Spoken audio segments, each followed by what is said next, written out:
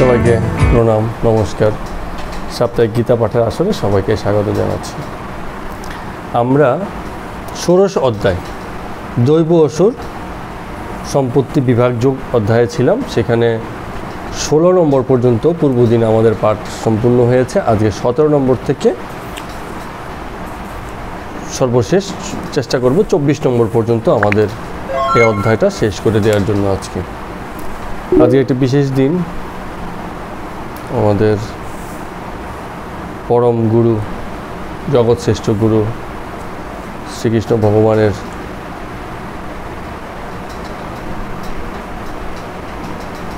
জন্মাষ্টমী।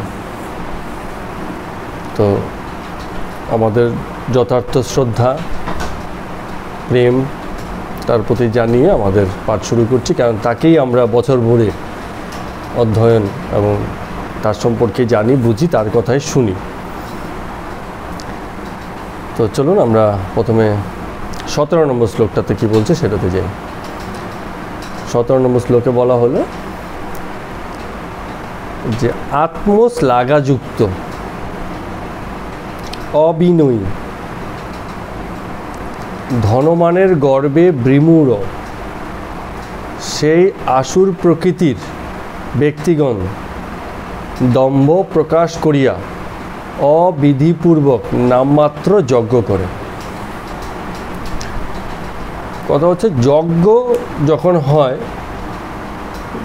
কি হবে? সাধারণত যেই যজ্ঞের আয়োজন করছে, যার দ্বারা এই যজ্ঞ সংগঠিত হচ্ছে, সে বিধি মেনেই করবে। এটা তো স্বাভাবিক। যে কোনো পুজো অর্চনা করলে সে তো চেষ্টা করবে তার মতো করে বিধিটা যতটা মানা যায়, যত নিয়ম কানুন আছে সম্পূর্ণ করে তবেই এগোতে চায়। তো এখানে কথা বলছে যে কখনো কখনো নামমাত্র যজ্ঞ হয় অবিধিপূর্বক। কেন এই কথাটা বলা হলো? এই কথাটা বলার পেছনে এই শ্লোকেই সেই কথাটা বলা হয়েছে। কারণ যে কর্তা এই যজ্ঞের আয়োজন করছেন তিনি তৈরি নন। গুরুত্বপূর্ণ বিষয়। অর্থাৎ সকল বিধি মেনেও যজ্ঞ সম্পাদন করেও যজ্ঞ নামমাত্র হয়ে ওঠে যদি এই যজ্ঞের আয়োজন যিনি করছেন সেই কর্তা তৈরি না থাকেন। কেন তৈরি থাকেন না? এই যে এখানে প্রথম দিকে বলছে যে আত্মশ্লাঘাযুক্ত, অন্তরে শ্লাঘা, অহংকার। অনেককে এরকম বলতে শুনবেন, আমি তো অনেক শুনেছি। বলছে আমার সেই বাড়িতে এত বড় করে এমন বিশাল আয়োজনের যজ্ঞ করেছি, লোকে তাকিয়ে তাকিয়ে দেখেছি, এরম যজ্ঞ কখনো লোকে দেখেনি। এত ভালো যজ্ঞ, এত সুন্দর যজ্ঞ, এত নিয়ম কানুন, ঘিত শীত, এত পয়সা খরচা করে। ঘুরে ফিরে তো সেই টাকা পয়সার ব্যাপারটাই আসে, যে আমার সক্ষমতা এমন যে আমি ধর্মপথে এত খরচা করে ফেলেছি। এই যে কথাগুলো আসে, এটাই হচ্ছে আত্মশ্লাঘা। ব্যক্তি অহংকারে আছে, এই কাজটা তার দ্বারা হয়েছে এই ভাবনায় আছে, ভাবছে যে আমি করেছি। তো এরম আত্মশ্লাঘা যার মধ্যে এসে যায়, সে এবার যত রকম বিধিপূর্বক যজ্ঞ করুক না কেন, তার যজ্ঞ অবিধিপূর্বক নামমাত্র যজ্ঞ হয়ে যায়। নামে যজ্ঞ, দেখে মনে হচ্ছে যজ্ঞ হয়েছে, কিন্তু আসলে যজ্ঞ হয়নি। যজ্ঞ মানে হচ্ছে দহন। বাইরে বাইরে কি হচ্ছে? বস্তুর দান এবং কিছু প্রাপ্তির আকাঙ্ক্ষা। আর ভিতরে ভিতরেও ঠিক একই রকমভাবে যজ্ঞ হতে হয়। সেখানে নিজের এই আসরিক যেসব সম্পত্তি আছে সেগুলোর বিসর্জন এবং দৈব সম্পদের অর্জন, এরকম আকাঙ্ক্ষা বা ইচ্ছা যদি থাকে তবে কর্তা তৈরি হয়ে যায় যজ্ঞ করতে। সেই যজ্ঞ বাহ্যিক বস্তুগত যজ্ঞ না হলেও তা যজ্ঞ হয়ে যায়, জীবন যজ্ঞেই প্রতিষ্ঠিত থাকে। গীতাতে যত কর্মকাণ্ড করা হয়েছে বা কর্মের কথা যত বলা হয়েছে সব এই যজ্ঞ রূপেই বলা হয়েছে। ঠিক আছে? অর্থাৎ যজ্ঞ শুধু বস্তুগত যেন না হয়, যজ্ঞ যেন তপস্যা হয়। তপস্যাতে যেরকম যজ্ঞ হয়, আহুতি হয়, নিজের শুদ্ধির জন্য আহুতি হয়, এমনিভাবে যজ্ঞ যেন নিজের অশুদ্ধ, নিজের পশ্চাৎপদতার অপসারণের মাধ্যমে নিজের উন্নত এবং মহত্তর দিকে, যাত্রার দিকে যেন যজ্ঞ হয় আমাদের। সেই কথাটাই বারে বারে বলছে, যেন শুধুমাত্র বস্তুগত না হয়ে যায়। তো যার যজ্ঞ কেবল বস্তুগত হয়ে গেছে, সেটা যতই বিধি মেনে হোক না কেন সেটা অবিধিপূর্বক হয়ে যায়। কারণ ব্যক্তি আসুর স্বভাবে প্রতিষ্ঠিত আছে। যে ব্যক্তি এই যজ্ঞটা করছে তার প্রকৃতি হচ্ছে দম্ভ, অহংকার, এবং এখান থেকেই তার স্বভাবটা হয়ে গেছে আসুর প্রকৃতি, এবং তার যজ্ঞ নামমাত্র যজ্ঞে পরিণত হবে। সেই গল্পটা খুব মনে আছে তো, যে যুধিষ্ঠির যজ্ঞ করছিলেন, তখন সেই যজ্ঞে, এটা গল্প হলেও ব্যাপারটা হচ্ছে শেখানোর। যে কোনো গল্পের উদ্দেশ্য থাকে তো কিছু শেখানো বা বোঝানো।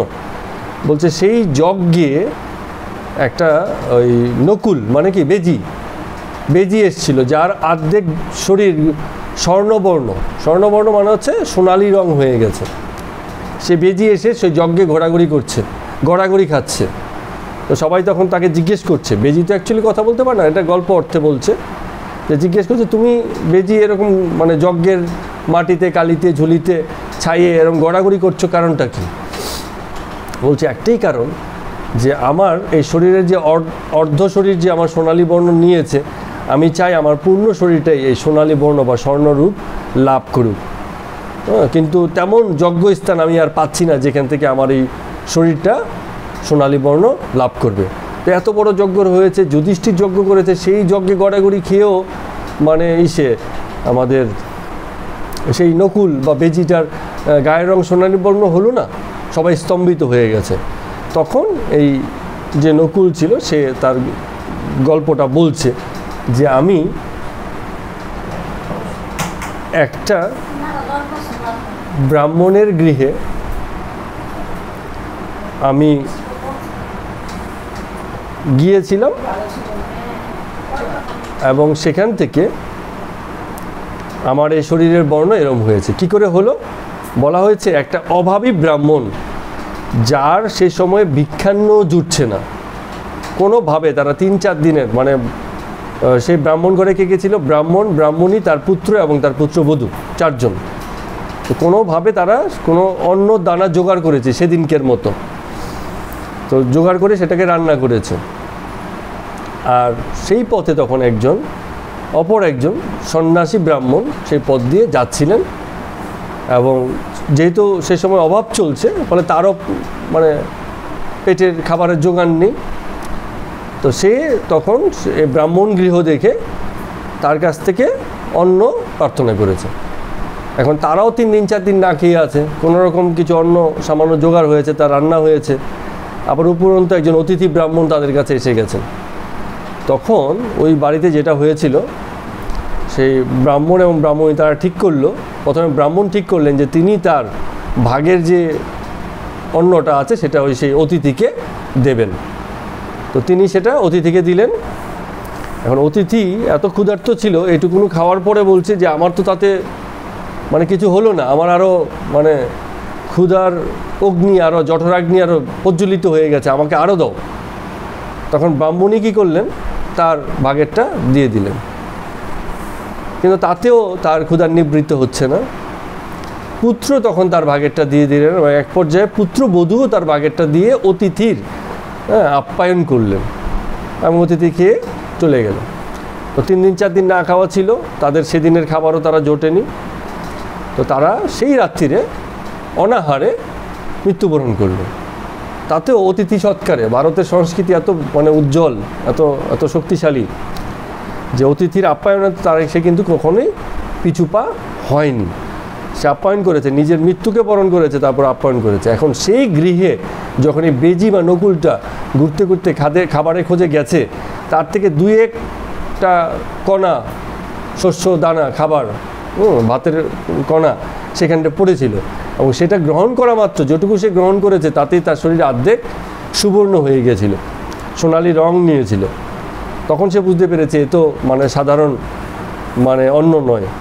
তো তেমন যজ্ঞ অনুষ্ঠান যেখানে এমন দান হয়েছে, সর্বস্ব উজাড় করে দান হয়েছে, তেমন যজ্ঞক্ষেত্র সে খুঁজে বেড়াচ্ছে তার বাকি শরীরের বর্ণ সোনালি করবে বলে, সুবর্ণ করবে বলে। এটা হতে পারে একটা গল্প, কিন্তু এখান থেকে একটা মানসিকতা, সেই সময়ে যে অতিথিকে আপ্যায়ন করার বা অতিথিকে সম্মান জানানোর পথ হিসাবে মানুষের যে মানসিকতা কোন পর্যায়ে ছিল, সেই জিনিসগুলো প্রতিষ্ঠিত আছে, সেই গল্পের ভিতর দিয়ে সেগুলো প্রকাশ পায়।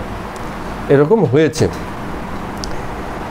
তো তার মানে কী হচ্ছে দেখুন, এত বিধি, এত ব্রাহ্মণ, এত নিয়মকানুন করেও যজ্ঞ সফল হয় না যদি ব্যক্তির স্থিতিটা এই শ্লাঘামুক্ত না হয়, অহমমুক্ত না হয়, দম্ভহীন না হয়। এই কথাটা আমাদের এই অংশে বললেন। শ্রীকৃষ্ণ ভগবান বললেন 17 নম্বর। চলুন এবার আমরা 18 নম্বরে যাই। 18 নম্বর শ্লোকে বলছে,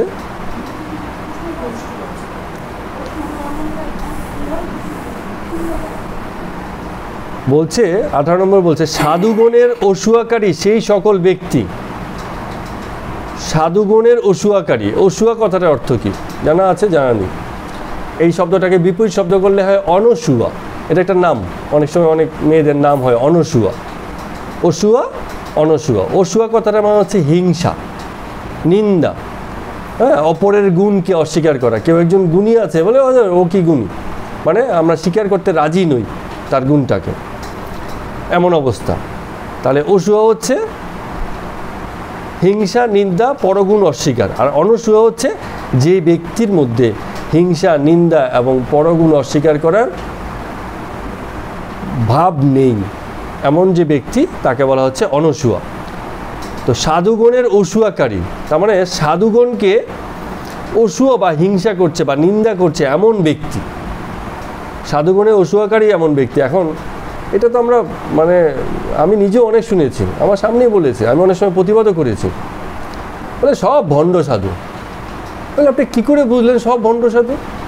হতে পারে 2-4 জন। আপনি কি রাজনীতিবিদ যে সব মানে দূষিত? রাজনীতির সঙ্গে ধর্মক্ষেত্রে অনেক দূষণ ঘটেছে, মানে এই কথা স্বীকার করতে কোনো দোষ নেই, কিন্তু তারপরেও সব বলা যাবে না, হ্যাঁ, কারণ তাদের মধ্যেও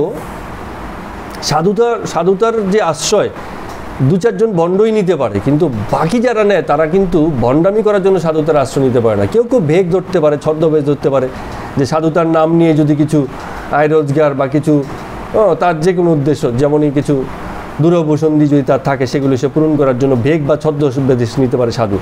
কিন্তু সাধুতার আশ্রয় সবার পক্ষে নেওয়া সম্ভব নয়, কেউ চাইলেও সাধু হতে পারে না। সাধুতা তো সহজ বিষয় নয়। তো যে বলছে যে সব সাধুই ভেজাল, 2 নম্বর, জল মেশানো, এরম বলা ঠিক নয়, কারণ তাহলে সাধুতার অর্থটা তিনি জানেন না, বা তেমন সাধুর খোঁজ তার জীবনে নেই বলেই তিনি সকলকে এক কাতারে একই রকম পর্যায়ে নিয়ে আসেন। তো এমন ব্যক্তি যারা অহংকার, নিজের অহংকার থেকে, বল মানে হচ্ছে শক্তি থেকে কারণে, দর্প সেই একই ব্যাপার অহংকার, কাম এবং ক্রোধের বশীভূত হয়ে সকল সাধুগণকে ঈর্ষা করে বা নিন্দা করে বা তাদের গুণ অস্বীকার করে এমন ব্যক্তি, তার দ্বারাই কি হয়, স্বদেহে এবং পরদেহে অবস্থিত আত্মরূপী আমাকে দেশ করিয়া থাকে। এই প্রসঙ্গে একটা খুব সুন্দর কথা মনে পড়ল। রমণ মহর্ষি, মুনি ঋষি, ভারতীয় মুনি ঋষি, তাকে একবার জিজ্ঞেস করা হয়েছিল যে আমরা কি করে অপরকে ভালোবাসতে পারি। তিনি রমণ মহর্ষি সম্ভবত কেরালা বা এই অঞ্চলের ঋষি। তো তিনি ইংরেজিতে বলেছিলেন দেয়ার ইজ নো আদার্স। কী কথার কী উত্তর, একটু গভীরভাবে যদি আমরা বলি, তোমরা একটু ভালো করে শোনো, বুঝতে পারবে। বলছে যে আমরা অপরকে কী করে ভালোবাসতে পারি, তার উত্তর হচ্ছে অপর বলে তো কোনো শব্দই নেই। কীভাবে ভালোবাসবে সেই পথে যায়নি। আমাদেরকে এই প্রশ্ন করলে আমরা কি বলবো, না না দেখুন এই করবেন, এইভাবে এভাবে ভালোবাসবেন, হ্যাঁ, তার উত্তর পুরো আলাদা হয়ে গেছে। তিনি পুরো বললেন যে তুমি ভালোবাসা পরে ছাড়ো, ওইসব ব্যাপার তো পরে আসবে। তুমি যে বলছো অপর, সেই জায়গাতেই গণ্ডগোল হয়েছে। যখনই তুমি ভাবছো অপর, তখনই ভালোবাসাটা তোমার আর সেখানে কাজ করবে না, কারণ তুমি তো নিজের বাইরের আরেকজনকে অপর হিসেবে জেনেছো। তুমি নিজেকে যেমন ভালোবাসো, অপরকে অপর হিসেবে জানলে কোনোদিনই সেই ভালোবাসা তাকে তুমি দিতে পারবে না। তো আমাদের ধর্মে কি হয়েছে, এই জিনিসটার ব্যাখ্যাটা খুব সুন্দর করেছে। এটা কোথাও অন্যান্য ধর্মের ভিতরে এইভাবে জগৎকে দেখা হয়নি। মূল পার্থক্যটা কোথায় হয়ে যায়, খুব বেসিক একটা জায়গাতে, একদম শুরুতেই হয়ে যায়। জগতের বিকাশ এবং ঈশ্বর তত্ত্বকে কে কিভাবে দেখেছে, কোন ধর্ম কিভাবে দেখে কিভাবে ব্যাখ্যা করেছে, সেটার উপরে ধর্মের আচার আচরণ, কথাবার্তা সব কিছু দাঁড়িয়ে পড়ে। যদি দেখাটা তার মানে পক্ষপাত দুষ্ট হয়, বৈষম্য হয়, ভেদ থেকে যায়, তাহলে তার বাকি সব কিছুতে ভেদ প্রতিষ্ঠিত হয়ে যাবে, হিংসা প্রতিষ্ঠিত হয়ে যাবে। তো আমাদের এই সনাতন হিন্দু ধর্মে এটাকে দেখা হয়েছে কী হিসাবে, যে এই যে জগতের একটা বস্তুকেও বলা হয়নি, এই বস্তুটা একটা অপর জিনিস। বলা হয়েছে জগতের সকল প্রাণী, সকল বস্তু, যা কিছু তুমি দেখতে পারো, বুঝতে পারো, সকল কিছুই ঈশ্বর। বলে না ঈশ্বর সর্বত্র বিরাজমান। কোথায় বিরাজমান?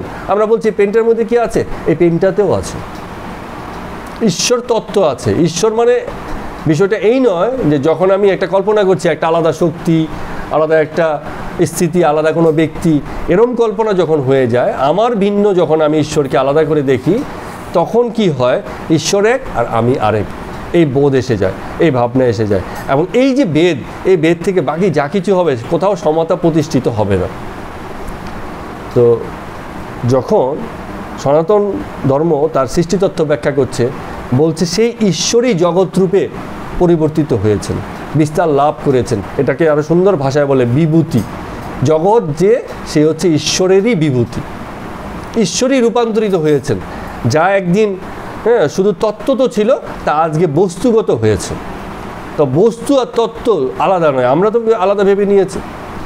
আমাদেরও তাই ভুল হয়। শরীর রূপে আমি, শরীরটাকে আমরা গুরুত্বপূর্ণ ভেবে নিই, কিন্তু শরীর ছাড়াও আমাদের একটা অন্তঃকরণ রূপ আছে।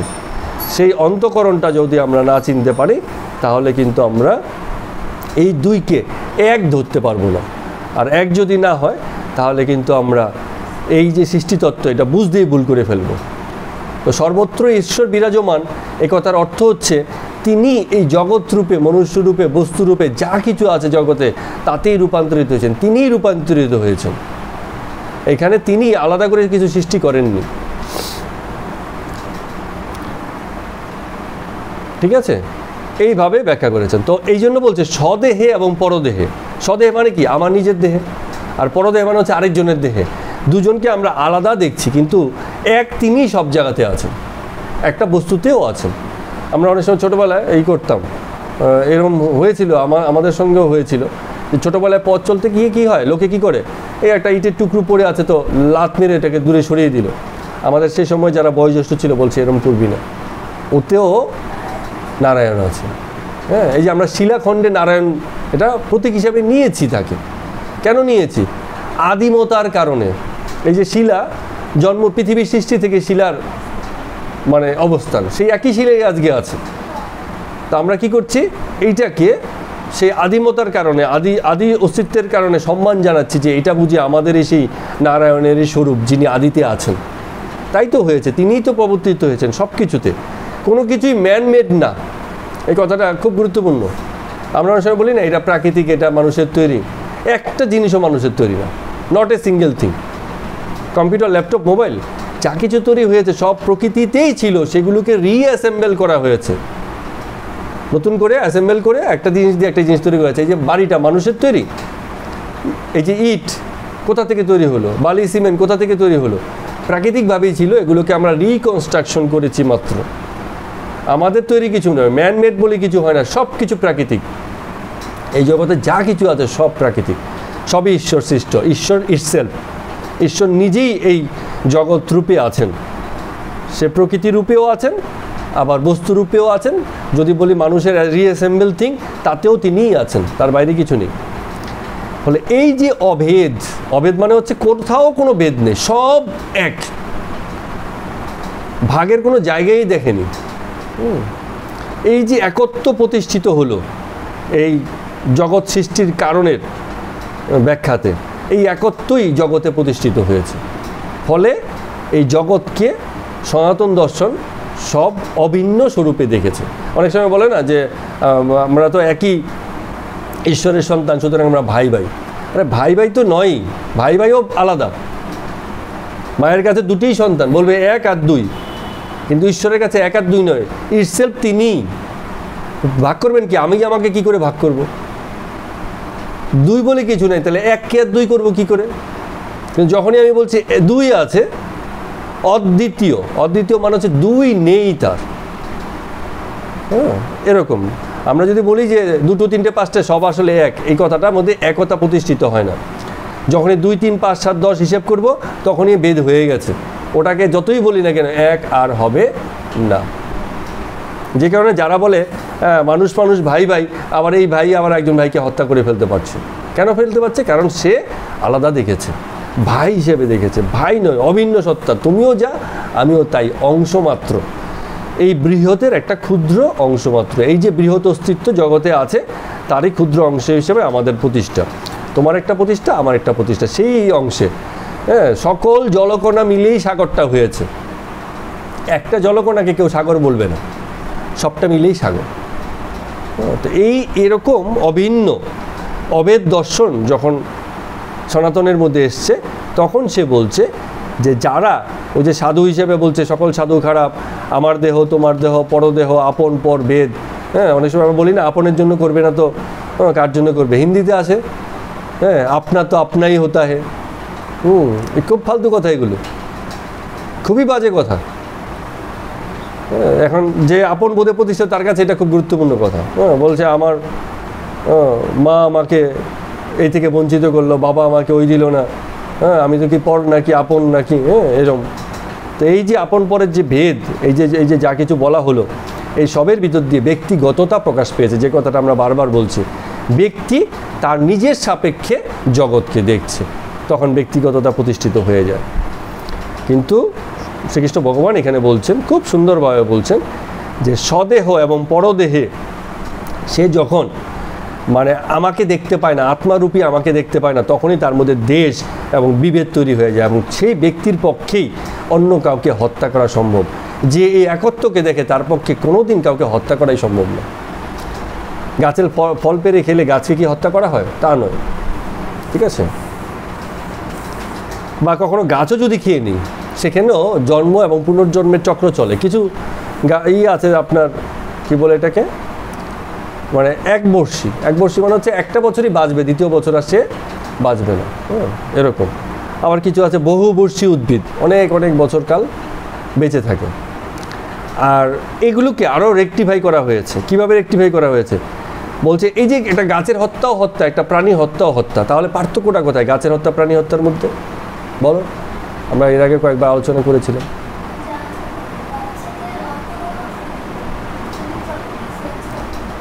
এটাকে আমরা বলি চেতনা ভিত্তিক পার্থক্য।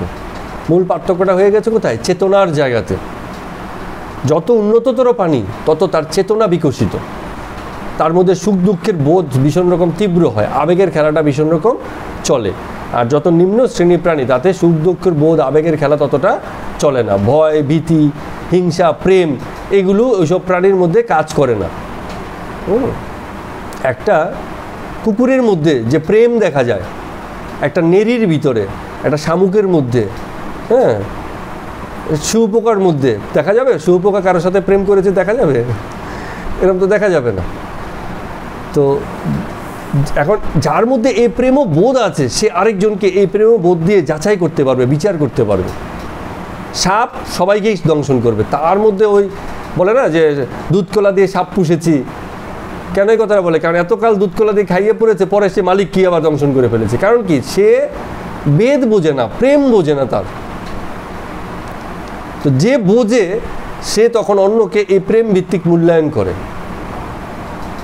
তো সিংহের পক্ষে হরিণ শিকার করে খাওয়া স্বাভাবিক, কারণ তার মধ্যে প্রেম বোধ নেই। কিন্তু মানুষের মধ্যে প্রেম বোধ আছে, সে আরেকটা প্রাণীকে এই প্রেম বোধের ভিত্তিতে মূল্যায়ন করতে পারে। এই জন্য কুকুর তার প্রিয় হয়, গরু তার প্রিয় হয়, অন্যান্য যেসব প্রাণী তার এরকম বোধের পর্যায়ে থাকে তারা তার খুব প্রিয় এবং কাছের প্রাণী হয়। কারণ কি? চেতনার লেভেল বা পর্যায়ে কি হচ্ছে? কাছাকাছি মিলে যায়, কোথাও না কোথাও গিয়ে আবেগিক জায়গাটা সেম হয়ে যায়। তো যার মধ্যে এই আবেগিক জায়গাটার অনুভবটা আছে, প্রেম বোধটা সে বুঝতে পারে, সে আরেকটা প্রেমপূর্ণ প্রাণীকে হত্যা করতে পারবে না। কেন পারবে না? কারণ সে জানে তার হত্যার ভিতর দিয়ে সে কষ্ট পাবে। কিছু প্রাণী শরীরই কষ্ট পায়, কিন্তু মানসিক কষ্ট নেই। একটা পিঁপড়েকে মেরে ফেলেছি, চিৎকার করে বলবে না বাঁচাও বাঁচাও, তুমি আমাকে মেরো না, এই না সেই না। ওর মতো লড়াই করে বাঁচার চেষ্টা করবে, পারলে বাঁচবে, না পারলে মরে যাবে, শরীরই যন্ত্রণা করতে করতে মরে যাবে। কিন্তু ওর ভিতরে আতঙ্ক নেই। আমাদের কি হয়? আতঙ্কে কি হয় যখন আমরা আতঙ্কে পড়ে যাই? হ্যাঁ কি হয় জোরে বলো? হ্যাঁ, যেহেতু আমাদের ভাষা আছে আমরা হইচই করে কথাবার্তা বলি, কিন্তু যে আরও কিছু অভিব্যক্তি আছে, পালাই, ঘাম হতে শুরু করে, শরীর কাঁপতে শুরু করে, হার্টবিট বেড়ে যায়, বুক ধড়ফড় করতে শুরু করে, এরকম হয় না? হ্যাঁ, মানে স্নায়বিক দুর্বলতা হতে শুরু করে। তো যখন একটা অন্য কোনো প্রাণীকে এরকম হত্যার পরিবেশে সামনে নিয়ে যাওয়া হয়, তার মধ্যে এরকম ভীতিকর যন্ত্রণা হতে শুরু করে। তো এইটা যেহেতু আমরা নিজেদের দিয়ে বুঝতে পারি, এই জন্য অন্যান্য প্রাণীদের ক্ষেত্রে আমাদের সদয় হওয়া উচিত। বাঘ সিংহের সদয় হওয়ার ব্যাপার নেই, তার মধ্যে এইসব ব্যাপার নেই। তাও তো আছে, তাও তো দেখা যায় বাঘ সিংহের মধ্যে। ওই সেদিনকে বললাম না, একটা সিংহ একটা ছোট্ট হাঁসের বাচ্চাকে খেলো না, ক্ষুধার্ত হয়তো ধরেছে কিন্তু খেলো না। কেন খেলো না? ও বুঝে এটুকুনো যে এই ছোটকে বড় হওয়ার সুযোগ দিতে হবে, ও বারবারন্ত হবে, তবেই ওকে খাওয়া যায়।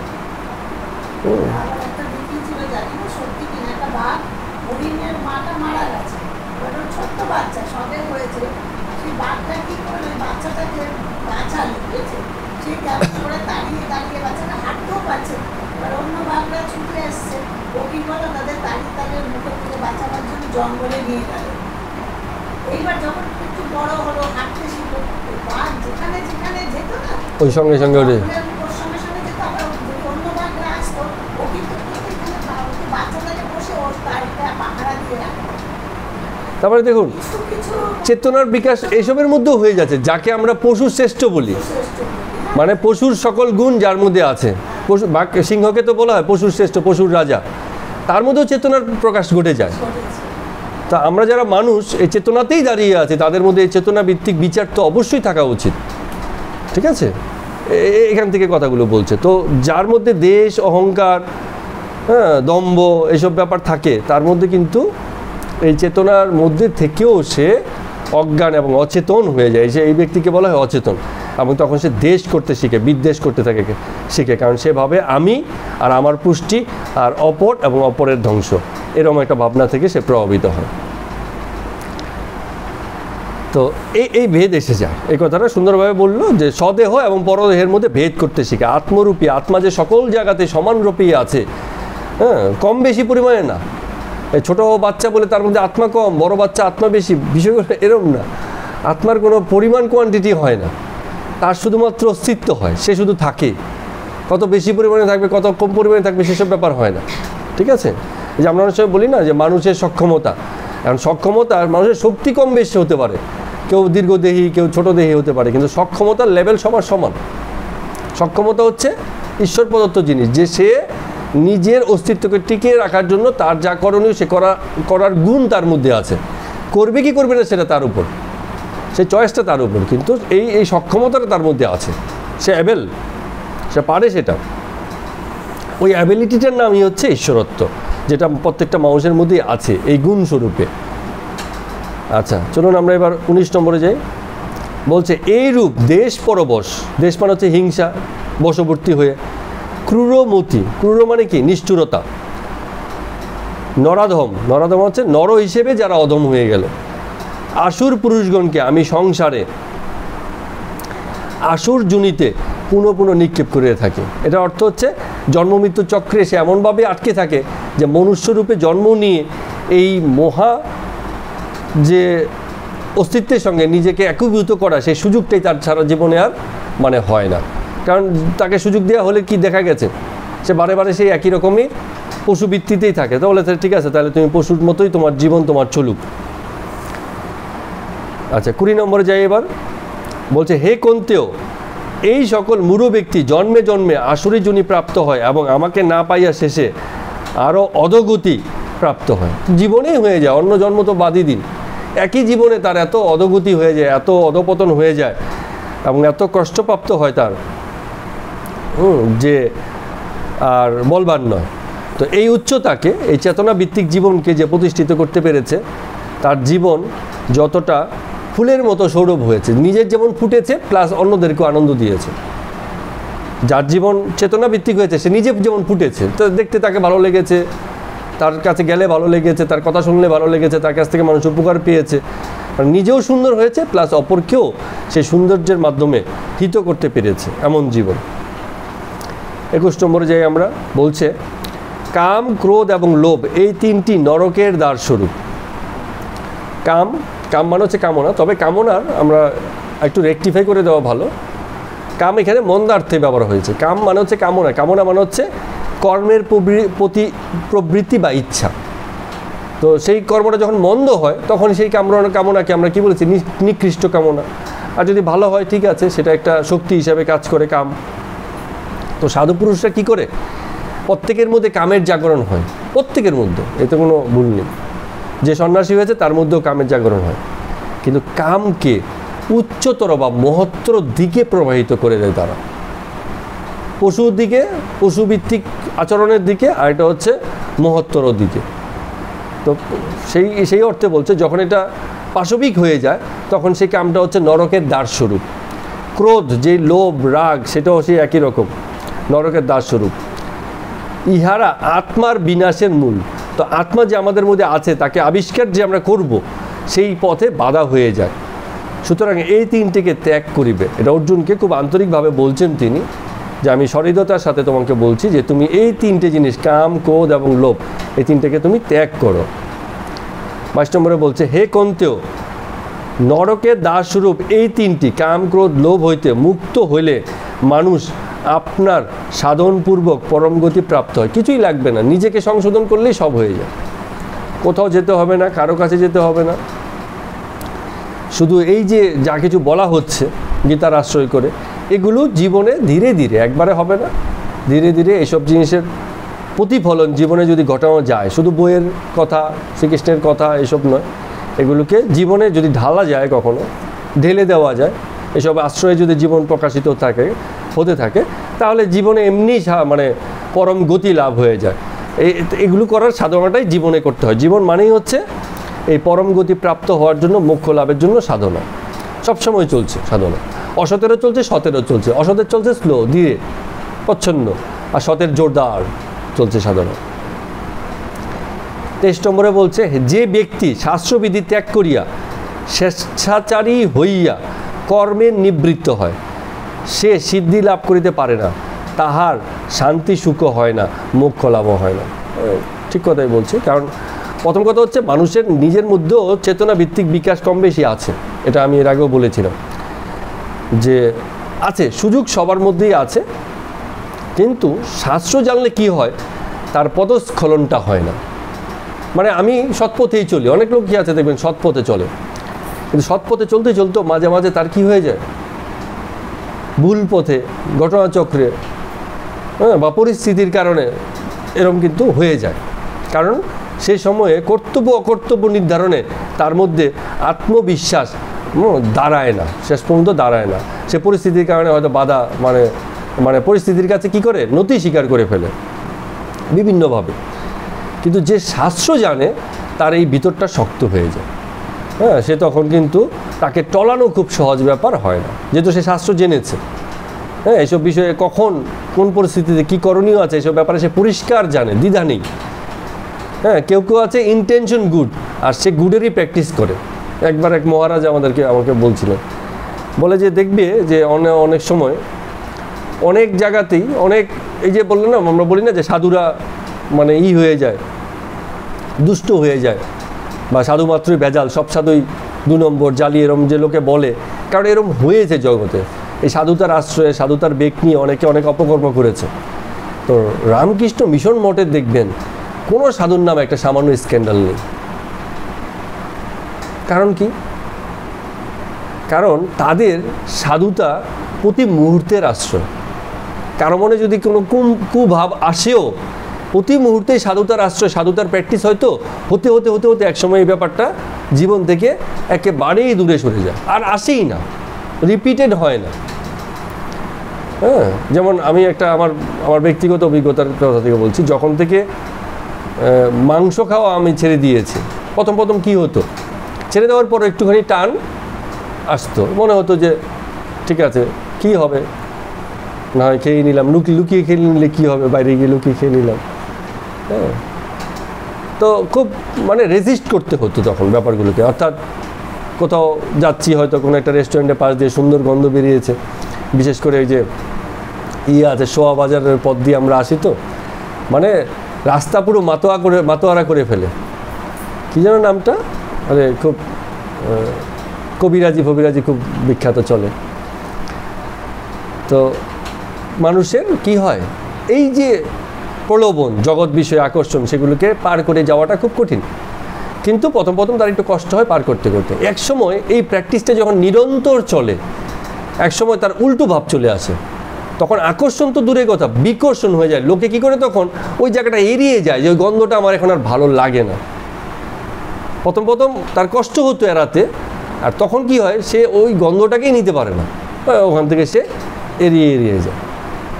তো সাধুতার প্র্যাকটিস, আমি যেটা বলছি, যে সাধুতার প্র্যাকটিস প্রতিনিয়ত করে নিরন্তর, তার ওই ভুল হওয়ার সুযোগটা একেবারেই বন্ধ হয়ে যায়, তার পদস্খলন হয় না জীবনে। কিন্তু যার এই প্র্যাকটিসটা থাকে না, সে অ্যাক্সিডেন্টাল সাধু। অ্যাক্সিডেন্টাল সাধু মানে হচ্ছে ঘটনাচক্রে সাধু, বা উদ্দেশ্যমূলক সাধু। তার তো পদস্খলন হয়েই যাবে বারে বারে, কোথাও না কোথাও সে ঠিক বিষয়গুলোতে হয়ে যাবে। এগুলো বলতে খারাপ শোনায়, ঘটনা কারো নাম করে বলছি না। একবার এক সাধুর সঙ্গে কথা হয়েছে, তিনি আমাকে একটা ডিরেকশন দিচ্ছিলেন যে আপনি এইভাবে এই মন্দিরে যাবেন, এইভাবে থাকবেন, ওখানে গিয়ে এইভাবে করবেন। তো খুব মানে আমার জিজ্ঞাসার উত্তরে তিনি এই কথা বলছিলেন। তো এক পর্যায়ে বলছেন যে ওখানে যাবেন, তো ওখানে কিন্তু এরকম দান টান করে আসবে। আমি বলছি এটা বলার অপেক্ষা রাখে না, যে কোনো মন্দিরে গেলে মানুষ তার নিজের মতো করে, মন্দিরে ভক্তগুলি আগমন মানেই হচ্ছে মন্দিরের সচ্ছলতা, সহজ করে। মন্দির তো আর বিনা পয়সা চলে না, এটা সত্যি, মন্দির চালানো খুব কঠিন। তো সেখানে অর্থের প্রয়োজন হয়। একটা ভক্তকে তার সেই সময়ের মন্দিরে থাকাকালীন তার যে সেবাটুকু তার মন্দির তাকে করতে চায়, সেটুকু তো করার জন্য খরচা আছে না, এগুলো বাস্তবতা। তো যারা মন্দির চালায় তারা জানে এগুলো খুব কষ্ট হয়, অনেক সময় পারা যায় না। কিন্তু যত রকম ভক্তগুলির আগমন, তত সেই মন্দির কিন্তু এইসব কষ্ট থেকে আস্তে আস্তে বেরিয়ে আসে। কারণ ভক্তরা কোনো না কোনো পর্যায়ে তারা ঠিকই সেই মন্দিরে দান দেন, যাই কিছু আছে, কাউকে বলে দেওয়ার দরকার পড়ে না। যখন কেউ বলে দিচ্ছে, তখন ব্যাপারগুলো কী হয়ে যায়, ইন্টেনশনাল হয়ে যায়। তখন সেই সাধুত্ব নিয়ে প্রশ্ন উঠে যায় যে আপনি কেন বলতে গেলেন। মন্দিরে তো দান বাক্স থাকেই, যার মনে হবে সে দান করবে। এখন ঢোকার সময় যদি কাউকে বলে দেওয়া হয় ওই যে ওইখানে দান বাক্স আছে, ওই দান করুন, তাহলে এই ব্যাপারগুলো কিন্তু মুশকিল হয়ে যায়। এটুকু ধৈর্য বা পেশেন্স আমাদের রাখতে হবে, বাস্তবতা স্বীকার করেও। তো যিনি এই শাস্ত্রের উপর ভিত্তি করে নিজের ধর্মাচরণ প্রতি মুহূর্তেই ঠিক করেন, তার পদস্খলন হয় না, সে শক্তপোক্ত হয়ে যায়। বিপদ হতে পারে, অভাবও হতে পারে, কষ্টেও থাকতে পারে, কিন্তু তাকে টলানো যাবে না। কিন্তু সাধারণ লোকজন কী হয়ে যায়, মূলত সে ভালো সৎ লোক, ঠিক আছে, কিন্তু বিপদে পড়লে কিন্তু মানে কী হয়ে যাবে, তখন সে বাধ্য হয়ে যায়। অসৎ কাজের চয়েসটা তার কিন্তু সহজে এসে যায়। কিন্তু যিনি শাস্ত্র পাঠ করেন, তার চয়েসটা কিন্তু ভুল হবে না, সে যতই বিপদে পড়ুক সে কিন্তু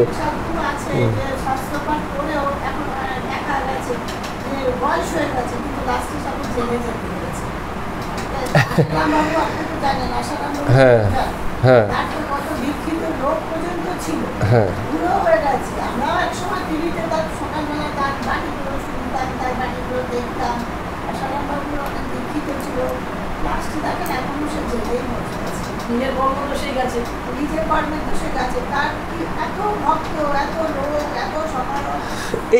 এইটাকে সামলানো খুব মুশকিল।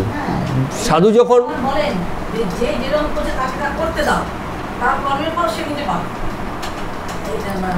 না, একদম নিশ্চিতভাবে এই কথার কোনো কর্ম ফলেই লোকে দাঁড়িয়ে থাকে। আমরা মনে সময় বুঝি যে হ্যাঁ হয়তো পেলো না, কিন্তু আসলে পেয়েই সে থাকে, প্রতি মুহূর্তেই পায়। এইটাকে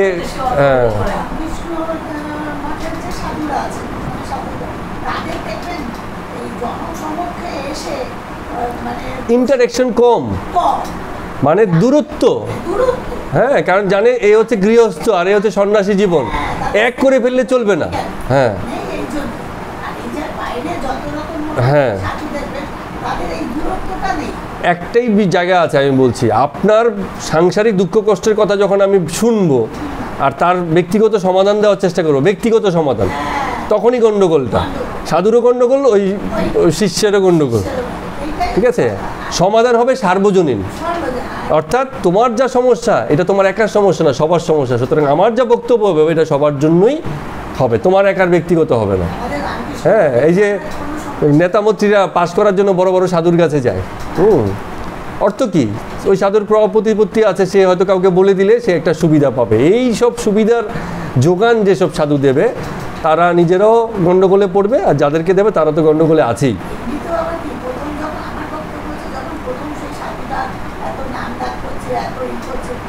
আগে তার খোঁজ খবর নেওয়া না, পুলিশ কিন্তু তা নেবে না।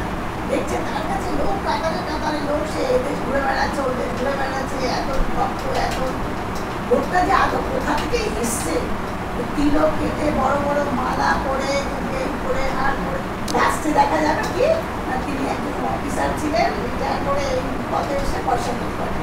কিন্তু রামকৃষ্ণ দেবের যে শিষ্য, তারা কারো ব্যক্তিগত কথা শুনবেন না, আপনাকে কাছেই যেতে দেবে। আপনি ধর্ম নিয়ে আলোচনা করুন, আপনি ওয়েলকাম। কিছু চান, কিন্তু তার আমার সংসারে বাবা আমার এই হয়েছে, আমার ছেলে দেখছে না, আমার ওইসব জায়গায় নেই। হ্যাঁ, আপনার যা কিছু ক্যাচাল সংসারে আছে, মন্দিরে গিয়েও তার চর্চা, তাহলে আর লাভটা কি? সেই সুযোগ তো দেওয়াই যাবে না। হ্যাঁ, কৃষ্ণমতে যারা পড়াশোনা করে, মানে সত্যিকারে যারা যে স্টুডেন্টরা, ওদের ওই কনসেপ্টটা খুব সুন্দর গড়ে ওঠে। কেন আসে? যারা সারদা মেশিনে, যে মেয়েরা ছোটবেলা থেকে সারদা মেশিনে পড়াশোনা করে, সেই মেয়েদের বিহেভিয়ারটা দেখবেন একটা অন্য টাইপের। করে না, সবই করছে, পড়াশোনা করছে, বিয়ে হচ্ছে, সংসার হচ্ছে, কিন্তু তাদের যে মানসিকতা, আর রামকৃষ্ণ মিশনের স্টুডেন্ট যারা ডাক্তার হচ্ছে, ইঞ্জিনিয়ার হচ্ছে, সব হচ্ছে, অনেক তফাৎ আছে। এইটা একটা খুব খুব বড় ব্যাপার হয়ে যায়। তার মানে সাধুতার চর্চা প্রতি মুহূর্তের হওয়া উচিত, শুধু বেশে নয়, শুধুমাত্র পোশাক আশাকে নয়, শুধুমাত্র মন্দির প্রাঙ্গণ হয়। যত ভিড় অ্যাকচুয়ালি, মনের সাধুতা। হ্যাঁ, মনের সাধুতা। হ্যাঁ, একটা কথা আছে, মন না রাঙিয়ে কাপড় রাঙালি কি ভুল করি। দেখেছেন? হ্যাঁ, কত সুন্দর কথা। হ্যাঁ, দেখেছেন তো, খুব খুব ভালো বলেছেন। মানে কাপড় রাঙিয়ে লাভ নেই, আগে মনকে রাঙাতে হবে। আমরা তো যখন তখন গেরুয়া পরে নিই, ওইটাই তো মানে গন্ডগোলটা হয়ে যাচ্ছে সেখানে। হ্যাঁ, না পরো গেরুয়া, তাও ঠিক আছে, কিন্তু সে যেন বলেছেন যে গেরুয়া পরার একটা দাম আছে, যেটা ওই আপনার আদ্যা মায়ের, যে যিনি আদ্যা মাকে পেয়েছেন স্বপ্নে, তাকে বলেছিলেন যে তুমি গেরুয়া পরো। উনি গেরুয়া পরা পছন্দ করতেন না, তা উনি বলেছিলেন স্বপ্নে, আপনি তখন তো সশরীরে নেই, দেহ রেখেছেন, স্বপ্নে বলেছেন তুমি গেরুয়া পরে ইয়েতে যাবে, হরিদ্বারে যাবে, সেখান থেকে তুমি কঙ্খলে যাবে, তুমি ওখানেই সব পাবে। রামকৃষ্ণ দীক্ষা না করে বললেন, তখন আমি তো গেরুয়া পড়া পছন্দ করি না, আপনি তো গেরুয়া পড়েননি। স্বপ্নে গুরুদেবের সঙ্গে তর্কতর্কি হচ্ছে, বলছে আমি বলছি তুমি করে যাবে, কারণ বলছিলেন কারণ তিনি ট্রেনে যাবেন অতটা দূর, তার পয়সা আমি এক পয়সাও, ওই গেরুয়া পোষণ দেখি সেখানে তার কাছে পয়সা চাই। এই যে একটা কথা বলছেন না, এই দেখুন, গেরুয়াটা হচ্ছে কি জানেন, সাধুর জন্য একটা শিকল। হ্যাঁ, অর্থাৎ আমার অসাধুতা প্রকাশ যে করব, আমার গেরুয়া পরা থাকলে আমার পক্ষে সম্ভব না সেটা করা। ঠিক আছে, সুতরাং গেরুয়া হচ্ছে তার সুরক্ষা। আরও কত সুন্দরভাবে বললে, গেরুয়া বসন হচ্ছে একটা সাধুর সুরক্ষা। ওই গেরুয়া বসনের সুরক্ষার আবডালে সে থাকে, লোকেও তাকে ওই সাধারণ কাজের জন্য তাকে ডাকবে না। হ্যাঁ, একজন গেরুয়া বসন পরা লোককে তো কেউ কাঁধে হাত দিয়ে বন্ধুর মতো গল্প করবে না। হ্যাঁ, কারণ ওই পোশাকটার একটা আলাদা মর্যাদা আছে, সুতরাং এটা সাধুকে সুরক্ষা দেয়। সংসারী সাধু গেরুয়া বসন না করে আমার কাছে সংসারী সাধু আরো বড়, সংসারের থেকেও সাধু, এটা আরো কঠিন জিনিস। যে বনের সাধু থেকে সংসারের সাধুর বেশি দাম আছে, কারণ সংসার একটা বিচিত্রময় জায়গা। হ্যাঁ, সেখানে থেকে সাধু হওয়াটা অত্যন্ত কঠিন। এই যে সাধু হতে পারে, সে আমার কাছে বনের সাধু থেকে বেশি বড়। ঠিক ঠিক, একদম ঠিক কথা। তো সব ক্ষেত্রেই দেখুন, তাহলে যে কথাটা বলছে, এইসব ক্ষেত্রে শাস্ত্রের গুরুত্বটা খুব মানে দিয়েছে। শাস্ত্র পাঠ হলে কি হয়, এইসব ব্যাপারে কিন্তু তার দৃঢ়তা এসে যায়, সে দৃঢ় হয়ে যায়, কনফিডেন্ট হয়ে যায়। সর্বশেষ 24 নম্বর শ্লোকটা আমরা পড়ছি। অতএব কর্তব্য অকর্তব্য নির্ধারণে শাস্ত্রই তোমার প্রমাণ। একেবারে এই কথাটাই মানে সবচেয়ে বড় কথা। দেখুন, একটু বাদে আবার একটু কথাটা বলেছে, এটা আমরা আন্ডারলাইন করে রাখছি। কর্তব্য তোমার কি করণীয় আর কি করণীয় নয়, এতে তুমি শুধু তোমার মনের মানে খুশিতে তুমি এই কাজগুলোকে নির্ধারণ করতে পারো না। হ্যাঁ, কারণ তোমার মন প্রামাণ্য নয়, এটাই প্রতিষ্ঠিত করতে পারে না তোমাকে, এই জন্য শাস্ত্রীয় বিষয় দরকার। সুতরাং তুমি শাস্ত্রোক্ত ব্যবস্থা জানিয়া যথাধিকার কর্মে প্রবৃত্ত হও, অর্থাৎ তুমি যে কর্ম করবে যেন শাস্ত্রীয় ব্যবস্থা জানো। আবার একথাও ঠিক, এই শাস্ত্রের ক্ষেত্রে এও বলা হয়েছে যে শাস্ত্র যেন তোমার বিচার উত্তীর্ণ হয়ে আসে, ব্যক্তির বিচার উত্তীর্ণ হয়ে আসে, বিচারের বাইরে যেন না হয়। কারণ শাস্ত্রের মধ্যে একটুখানি অশাস্ত্রও আছে, এটা সত্য। যখন শাস্ত্র রচনা হয়েছে তখন কিছু পাশাপাশি অশাস্ত্র রচনা হয়েছে। হ্যাঁ, চিনিতে বালিতে একটু মেশানো আছে। এখন এই যে মিশটা আছে, যদি শুধুমাত্র শাস্ত্রই আমাদের জীবন নির্ধারণ করে, তাহলে এই ভেজালটাকে আমরা পার্থক্য করতে পারবো না। এই জন্য তোমার বিচারটা শেষ পর্যন্ত রাখতে হবে। তবে আসার কথা হচ্ছে, যা কিছু অশাস্ত্র কালের নিরিখে তা হারিয়ে যায়, আর যা প্রকৃত শাস্ত্র তা চিরকাল টিকে থাকবে। অশাস্ত্র বেশি দিন থাকে না, কিছুকাল হ্যাঁ তার মিসইউজ হয়, কিন্তু বেশি দিন এটা থাকে না। অশাস্ত্র বিচারের মাধ্যমে সবসময়ই হারিয়ে যায়। তো শাস্ত্র কি? শাস্ত্র হচ্ছে আমাদের এই যে এখানে শঙ্করাচার্য উনি বলেছিলেন যে স্মৃতি, শ্রুতি আর কিছু পুরাণাদি এগুলোকেই আমাদের শাস্ত্র বলা হয়। মানে হচ্ছে বেদ এবং স্মৃতি হিসাবে যে গীতা, এই ধরনের যেগুলো আছে, ব্রহ্মসূত্র যা আছে, এবং কিছু কিছু পুরাণ গ্রন্থ আছে, সব পুরাণাদি গ্রন্থ নয়, এদেরকে মূল শাস্ত্র হিসেবে ধরতে হবে, যেখানে শাস্ত্র জগৎ কারণ, জগৎ স্থিতি, ঈশ্বর তত্ত্ব ব্যাখ্যা হয়েছে। সেই সব জায়গা থেকে যা কর্তব্য আর অকর্তব্য তা নির্ধারিত হয়, সেটাকেই বলে শাস্ত্র। সনাতন ধর্ম সেই শাস্ত্রের উপরেই দাঁড়িয়েছে। এছাড়া অন্যান্য যত রকম মানে যেগুলোকে আমরা বলি রীতি আচার, এগুলো সময়ের সঙ্গে সঙ্গে মানুষেরই তৈরি। সেই শাস্ত্রকে কখনো কখনো পুষ্ট করেছে, কখনো কখনো এগুলোকে মানে ডিস্টার্ব করেছে। তো যদি ব্যক্তির বিচার হারিয়ে না যায়, তবে সে এগুলোকে মানে ঠিকঠাক যাচাই বাছাই করে হ্যাঁ, ওই সতীদাহ প্রথা, তারপর জাত বেদের হ্যাঁ সমাজে যারা মানে ব্রাহ্মণ হয়ে নিজের কোটলা ভারী করার জন্য হ্যাঁ একদম ঠিক হ্যাঁ বিকৃত করেছে। তো ওগুলো থাকেনি, কিন্তু একটা কিছু সময় জন্য ফর দ্য টাইমিং 100 বছর, তারপরে এগুলো হারিয়ে গেছে, থাকে না। যা কিছু অসুন্দর, যা কিছু অশাস্ত্রীয়, তার সমস্যা হ্যাঁ না। এবং এইভাবে এই যে দেখুন মানে কিন্তু এই কথাটা একটু মাথায় রাখতে হবে যে কর্তব্য আর অকর্তব্য নির্ধারণের যেন আমরা আমাদের শুধু মনের ভাব, মনে একটা চিন্তা ভাবনা এলো, সেখান থেকেই যেন আমরা ঠিক না করি। আমরা যেন একটু শাস্ত্রের শরণাপন্ন হই, সেখান থেকে যেন আমাদের হ্যাঁ সিদ্ধান্ত তো কর্তাই নেবে, যত শাস্ত্রগত কথাই হোক না কেন, ফাইনালি সিদ্ধান্ত কর্তাই নেয়, কিন্তু সে যেন একটু শাস্ত্রের আশ্রয়ে থাকে। আবার কোনো কোনো ধর্মে আবার শাস্ত্রই শেষ কথা, ব্যক্তির কথার কোনো দাম নেই। আমি নামটা উল্লেখ করে কাউকে ইয়ে করতে চাইছি না। কিছু কিছু ধর্ম আছে যেখানে বলা হয়েছে শাস্ত্রে যা লেখা তাই মানতে হবে, তোমার আর কোনো আলাদা কোনো ব্যাপার নেই। তো সেগুলো ভোগান্তি, সেসব শাস্ত্র এটার কারণ হচ্ছে কি, আমাদের একটা জিনিস খুব একটা ভালো কথা বলেছেন, মৌলিক একটা পার্থক্য হচ্ছে আমাদের কোনো শাস্ত্র, কোনো গ্রন্থ ঈশ্বরের কাছ থেকে ঈশ্বরের বাণীরূপে আসেনি। এগুলো ঋষি পুরুষদের আত্ম উপলব্ধির দ্বারা সেই সনাতনত্বের পুনরাবিষ্কার, অর্থাৎ সেই যে সনাতন যে বৈশিষ্ট্য বা গুণ জগৎ জুড়ে চলছে, তাকে আবিষ্কার করে তাকে আমাদের সামনে দেয়া হয়েছে, সেটাই আমাদের শাস্ত্র হয়েছে। ঠিক আছে, সেটা তার নিজের অভিজ্ঞতা না, সে একটা জিনিসকে পর্যবেক্ষণ করেছে, দেখে সেটাকে পুনরাবিষ্কার করে আমাদেরকে দিয়েছে। ঠিক আছে, যেমন যখন বেতার আবিষ্কৃত হয়নি তখন কি বেতার ছিল না? বেতার সবসময়ই আছে। যখন আবিষ্কার হলো তখন আমরা জানলাম যে হ্যাঁ এটাকে আমরা বেতার হিসেবে চিনলাম। তার আগেও ছিল হ্যাঁ, কেবল সেটাকে উপলব্ধিজাত করে সেটাকে বোঝা এবং আমাদের পর্যায়ে গ্রহণযোগ্য করে তোলা। শঙ্করাচার্যের ভূমিকা ছিল এই যে অবিচ্ছিন্ন বেদ, হ্যাঁ এত বিশাল ছিল, তাকে সংঘবদ্ধ করে সুসংগঠিত না করলে এই জিনিসগুলো এলোমেলো অবস্থায় ছিল। তো এই যে সংঘবদ্ধ করা, সুসংগঠিত করা, একটু ব্যাখ্যা প্রদান করা, এই জিনিসগুলোকে প্রতিষ্ঠিত করা, এগুলোর কাজই হচ্ছে ঋষিদের কাজ। কিন্তু অন্যান্য অনেক ধর্ম আছে যেখানে বলা হয়েছে এই যে শাস্ত্র হিসেবে যেটাকে বলা হলো, সেটা বাবু উপর থেকে ঈশ্বর সরাসরি বলেছেন। কোনো ঈশ্বর কোনোদিন কিছু বলেন না। আমাদের ঈশ্বরের এত খেয়ে দিয়ে কাজ নেই, মানুষের বিচার আচার করা, মানুষকে সাপসাপান্ত করা, হ্যাঁ শাস্তি দেওয়া, এটা সেই সিস্টেম করে দিয়েছে, ওই সিস্টেমই সব দাঁড়িয়ে যায়। হ্যাঁ মানে কর্মফল ফলের সঙ্গেই থাকে, ও কাউকে বিধান করার দরকার হবে না, কাউকে দেওয়ারও দরকার হবে না, ফলের সঙ্গেই কর্মফল থাকে। সহজাত ফল থাকবে তো কর্মফল থাকবে, ফল নেই কর্মফল নেই, সঙ্গেই আছে। কি আবার কে এগুলির হিসাব রাখতে যাবে, খাতাপত্র লিখে বিচার আচার করতে যাবে, এইসব কিছু নেই এখানে ফলের সঙ্গেই কর্মফল থাকে। এইভাবে দেখুন কত সুন্দরভাবে জিনিসগুলোকে, কারণ এই মানুষের যে সনাতনত্ব, এই যে জগতের সনাতনত্ব, সেটাকে খুব ভালো বুঝেছে তারা, বুঝে সেগুলোকে শাস্ত্রাকারে লিপিবদ্ধ করেছেন এবং বলেছেন এবার তোমার দায়িত্ব হচ্ছে তুমি বুঝে নাও। তো সবাইকে